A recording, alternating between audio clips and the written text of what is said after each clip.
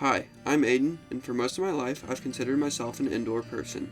I was content doing things I loved while being indoors, and I said for a while that I never really cared to see what's out there in the world. But as time went on, I began to see a change in myself that would not allow me to sit still anymore. I slowly began to gain more and more appreciation for what lies outside.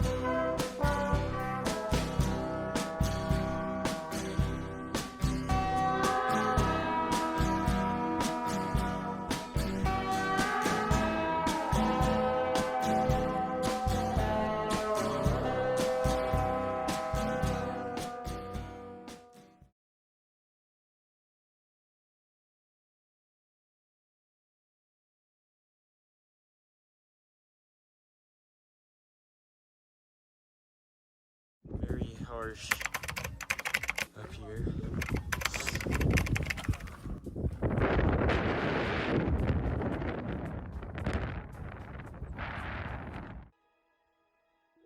After lots of anticipation, me and 3 of my other close friends decided we were going to backpack race in Highlands. I was very excited for this trip, since it offered a landscape like no other that I've been to, with large balds, alpine spruce fir forests, and panoramic views. We just made it out into the open. Nate Daniel is right in front of me, and we have an epic view up here. The first day went smoothly with a moderate hike. We were all in awe of how quickly the biomes changed as we hiked on. We got to sit around the campfire with our cozy meals, and sleep was pretty usual. Probably about 5 hours of sleep, but that didn't stop me from enjoying this trip.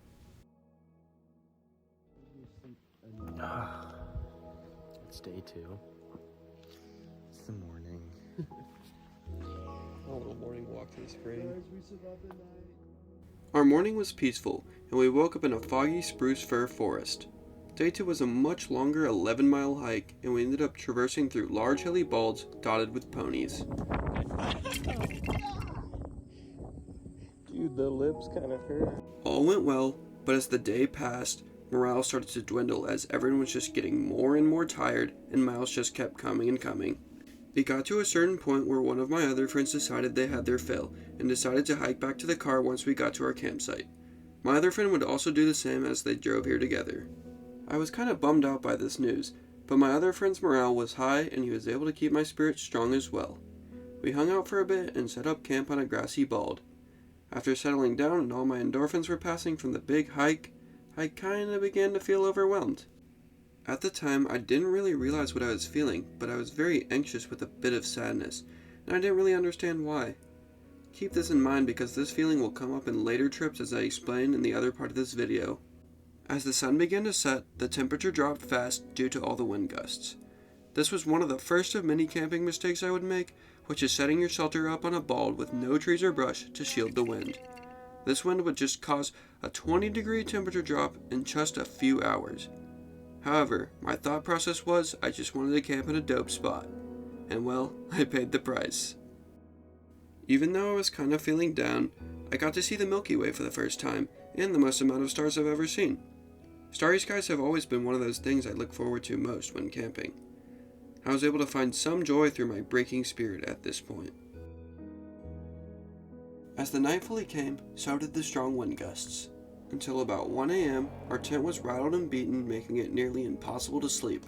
At this point, I just accepted I was going to have a terrible night of sleep. I started shivering towards the early morning in my sleeping bag, and me and Grant both woke up to our water freezing. I was not prepared for freezing temperatures, and I can't lie, I was feeling pretty miserable by now.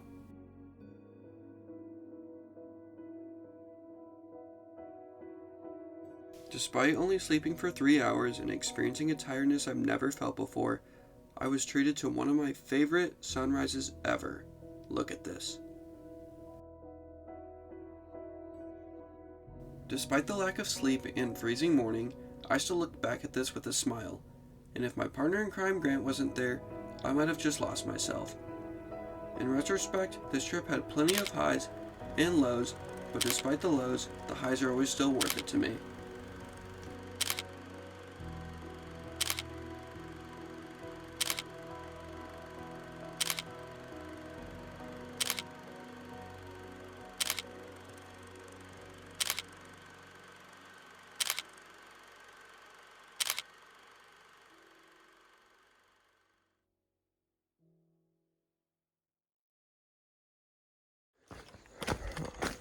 I'm having a lot of doubts right now.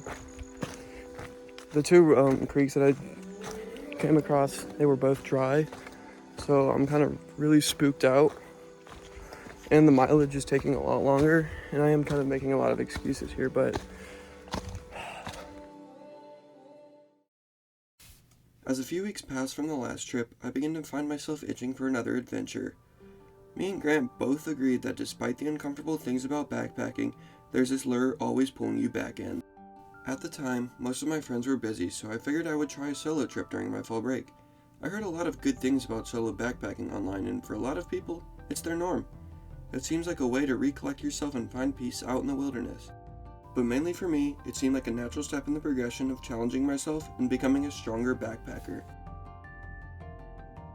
I planned on doing an 8-mile in and 8-mile out at Savage Gulf. This seemed doable for me, and I wanted a decent amount of hiking to keep myself occupied. Savage Gulf is a large natural area known for its towering sandstone bluffs, frequent waterfalls, and wide creeks. Because of the supposed abundance of water, I bought about 2 liters of water to start. After a little bit of research, I thought there was nothing more to worry about, and I went about doing my trip. But despite my confidence, I was not aware of what challenges I may face down the line. It's just like very dead, like there's not a lot of cars on the road. You can already feel like it's remote. Even though it's just like very rural Tennessee, it's kind of like giving me some anxiety. It's like, well, I'm really in the middle of nowhere again. But that's kind of like exciting, I guess. But honestly, I'll wait until I get on the trail. So, give you an update.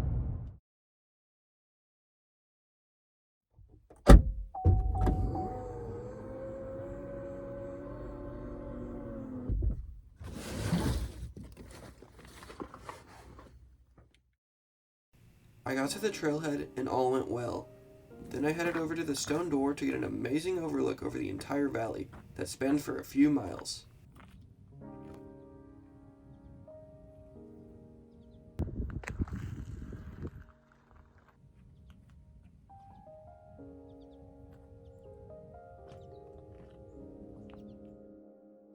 As I descended into the valley, something felt off in the sense that I was getting tired a lot faster than I expected. So what was going on? The trail has only been downhill and flat for the first 2 miles. The trail wasn't anything like Grayson Highlands, and was a lot more bouldery, causing me to move at a much slower pace. The heat and humidity was also something I undermined heavily. I began sweating a lot, and the sweat just kept being absorbed into my backpacking straps and hip belt, causing my pack to become uncomfortable to wear.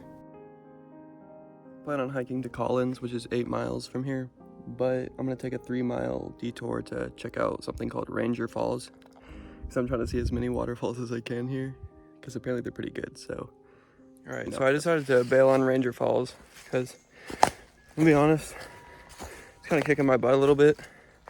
Also, it's very humid, so I don't really want to play anything risky and try to do 11 miles today, especially since, honestly, I haven't done any backpacking in a month, so I'm not going to do anything where I'm going to, arrive at my campsite when it's, really dark, so, alright, I'll see y'all.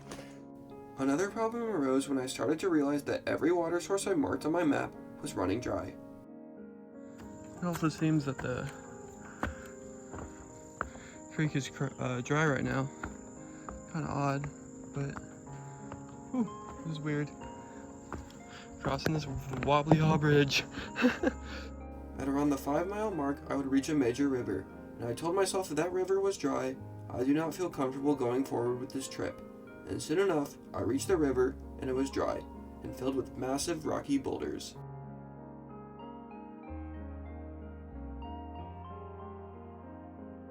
I decided I had enough, and I felt like a lot of odds were stacked against me. I was just very uncomfortable and was not enjoying the hike at all anymore. Because of the uncomfortable circumstances, I reflected that I was mentally giving up around 2 to 3 miles in. This has just been so humid. I've been sweating. And it's just, get over this tree real quick. Yeah, I'm just not enjoying this hike. I usually really enjoy this kind of stuff. And I'm just not appreciating the scenery around me at all. I'm just very low morale because of all these circumstances. It's tough, man, for me. We'll make it though. The thoughts were relentless, and I felt a sinking feeling in my chest for most of the hike. I found myself asking lots of uncomfortable questions to myself. Why do you even do stuff like this? This isn't even fun, so why keep going? Wouldn't you rather be home right now than wandering alone in the wilderness? Why does this even matter at all? These thoughts were being reinforced through the rugged hike and hot weather, and I found myself spiraling deeper. The silence of the valley was uncomfortable, and I felt like I didn't really have any real answers for myself at the time. I felt a lack of understanding of everything, and this was the main driving force for what made me quit this trip, and the physical burdens were making it worse. It was just becoming too much to handle alone, and there was nothing to distract me from it. As I turned back, I felt somewhat at ease knowing that I finally surrendered and was going to be sleeping in a proper bed that night. I think the water situation was sketchy, but realistically, I signed up for something I was not ready for. I was looking for a moderate hike with this trip, and I ended up challenging myself a lot instead. Yeah, this experience humbled me, and looking back on it, I did not have fun at all. But I think it was a necessary experience for myself, and it allowed me to process something that I did not really understand at the time. After this happened, I kind of thought to myself if the anxiousness I felt on this trip was the same that I felt during my Grayson Highlands trip. And maybe it was. If Grant was not there with me that night, I think I would have experienced the same thing I felt today. It seems the anxiousness only makes an appearance when the silence is loud.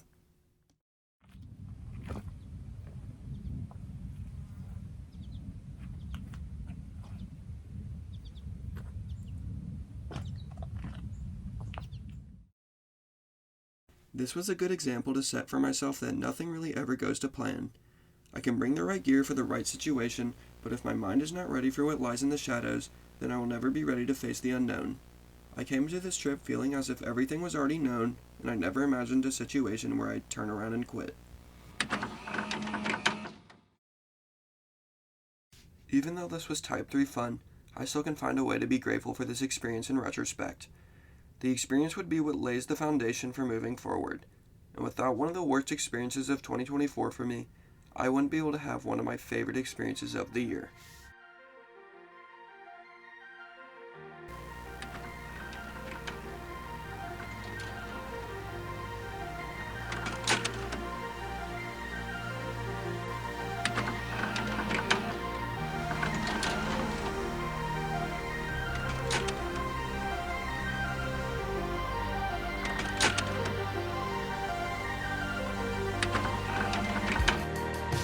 Days go by, no reply, the smoke high on the avenue. You and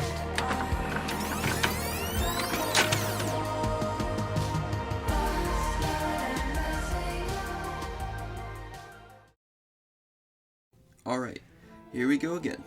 After feeling defeated from my last hike, that did not stop my urge from getting back outside. 2 weeks later, I wanted to redo a hike I previously did with Grant. This hike is called Alum Cave to Mount LeConte, which is a 3,000 foot ascent to one of the tallest mountains in Appalachia. Dude, look at those God rays. Insane. The Southern Appalachians are some of the most underrated scenery I have ever seen, and for the longest time I thought nothing could compare to typical Western scenery. The Smokies are home to one of the most diverse areas when it comes to plant species, and they are home to a special forest that sits just above 5,000 feet elevation, a forest that sat high enough to avoid the oncoming glaciers from the last ice age. This time it would be peak autumn, and the weather was much better today, so I thought this would help boost my spirit. One of the things I wanted to see was the view from the top, which I didn't get to see last time. This had me excited to reach the apex of the mountain this time. Even though I was solo this time, the silence felt less cruel, and this time it granted me comfort. As I hiked on, I felt grateful to be here, and the scenery helped accompany my positive feelings. Going up the mountain right now. Very chilly morning. Feel very great. Secured like the last parking spot, thankfully. About a mile in. Haven't really felt like recording, so just enjoying this. Just be thankful to be here. And yeah. A large mountainous landscape stretching for miles, covered in colors of green, orange, and red. It felt mesmerizing and surreal to take it all in. I've never experienced scenery like this on this scale, but hiking to the top definitely made it even more grand and romantic. This was seriously one of the best days of the year for me, and potentially my life. Maybe it's recency bias, but 3 months later, I still agree with myself. I think if I didn't go through my experience at Savage Gulf, I would have never been able to feel the way I did today. This hike in particular made me really reflect on the importance of challenges and negative experiences in one's life, and how they propel a better life. Not only that, I was starting to realize the positive effects on myself from being outdoors. As I was at the summit, I felt as if I could be there forever, but like all moments in life, they are always fleeting.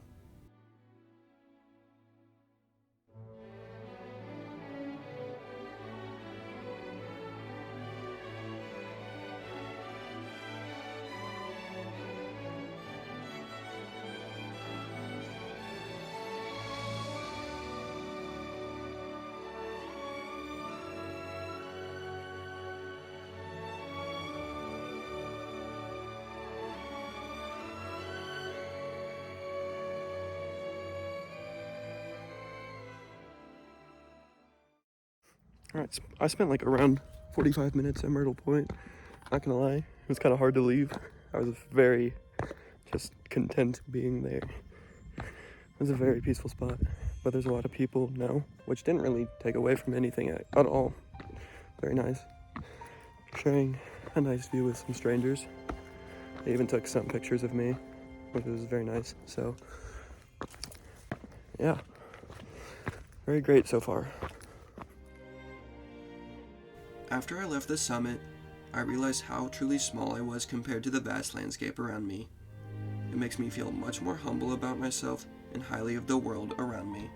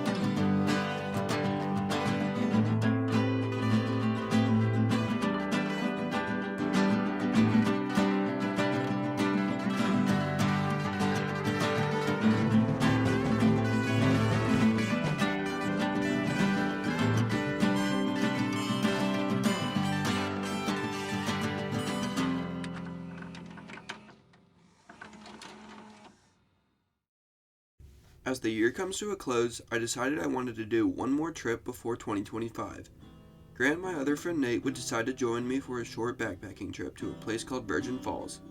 In terms of scenery, this place was underrated, especially during the winter, with plenty of pine trees, moss, and running waterfalls. It was a special little gem crested in a valley. Even though the hike was only 4.5 miles, it was the slowest 4.5 miles I have ever hiked. Because, well, there was just so many things to see, and it was really nice to take our time and soak in the scenery. Just took my backpacking stuff off, and we are chilling. That water dripped down my neck, dude. It looks super cool out here. Dude, imagine like camping here. That'd be kind of chill. It'd be so loud though. Oh, dude, I'll have. That is like some nice water.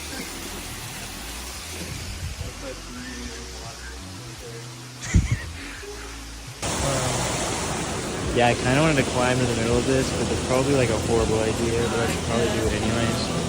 Currently chilling on this fucking log, bro. This is sketch as freak. What's up, dude? Waterfall, the one right before Virgin Falls, but this is like a crazy steep sheesh right here. That's sick. Super open. That was insanely steep. So the water goes like back into the cave, like backwards into that cave. It's really sick. We're gonna try and see if we can get in there, but honestly, like we were talking about earlier about this place has like exceeded our expectations by so much. Oh my gosh. We just pulled up. After walking a little while. Dude, that is insane. Once we set up camp and it got really dark, we went to our tents to rest for the night. I gotta say, I'm not a fan of daylight hours in the winter, but being outside was still worth it. As we decided to retreat to our sleeping bags, I kind of felt restless, in the sense that I wanted to do one more thing before I went to bed. I wanted to watch the stars for a little bit. The sky was just calling me at that moment. The night was exceptionally silent, occasionally interrupted by a plane passing off in the distance. When I sat there peering off into the black silhouettes of trees and large hills, I began to feel the anxiousness creep up on me again. This time, I was very aware of my feelings. In fact, it was something that I could recognize again. Sometimes I think this feeling is my struggle to make sense of things sometimes. How silence is the only thing that echoes back when I try to reach out into that space. I still have a lot of things that I do not really understand, but I think it's okay to feel that way. For a moment, I felt a little sad, unable to grasp things. But I sat there staring at the stars, allowing the feeling to come, and then I let it pass. This time, I was able to leave this feeling with comfort. Something that helped me understand my feelings was a philosophy called absurdism, which basically explains how human nature is conditioned to rationalize everything, including existence itself. Absurdism argues that this search to make sense of the universe only causes more conflict in oneself. This has taught me that my life may not always be in perfect order, or it may not play out how I expect, but that is also okay. Maybe it's not so deep though. Sometimes I think as humans transition to society from the wilderness, maybe we lost touch with those feelings. Us modern people forgot the hidden feelings of simple times, like the natural stress that comes with avoiding bears, or just being able to sit still with nothing. Sometimes when backpacking, I think I'm discovering these feelings. I have never put myself in some of the environments I've put myself through until this year, and because of that, I'm acquainted with new feelings every time. New feelings I don't know how to navigate yet. Well, because I've never experienced them in my life. And as I experience them more and more, I become more grounded in these feelings.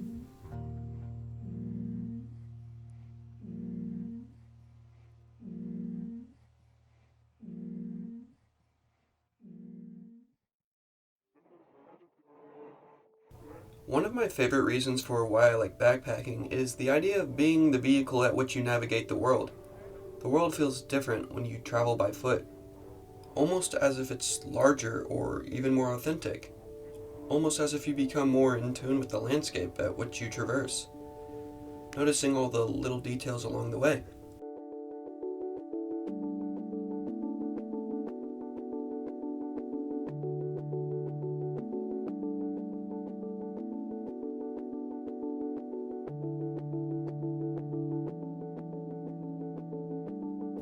Backpacking has shown me different parts of the world, new perspectives I've never seen, even new perspectives I don't even understand. When I failed my solo backpacking trip, I used to say, solo backpacking is not for me, and that I'm a social creature, or whatever that means.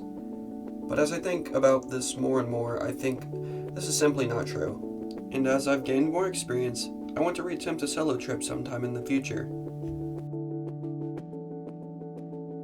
I will always enjoy trips surrounded by good company, but when the time comes when I have to go solo, I don't want to be fearful of living my life. I think it is necessary to be able to live life with and without people.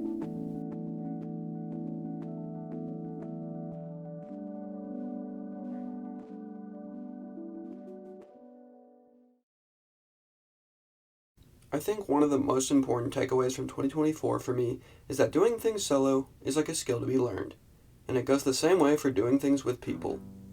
It's just a matter of how much time you put into these experiences. I used to think I experienced bad loneliness for quite some time, but as I've done more backpacking, I think the loneliness might actually just be a lack of experience and faith in oneself. Being alone can be daunting, but having your own back and trusting the process can put you at ease. Just remember, have some faith in yourself and the process. I'm sorry.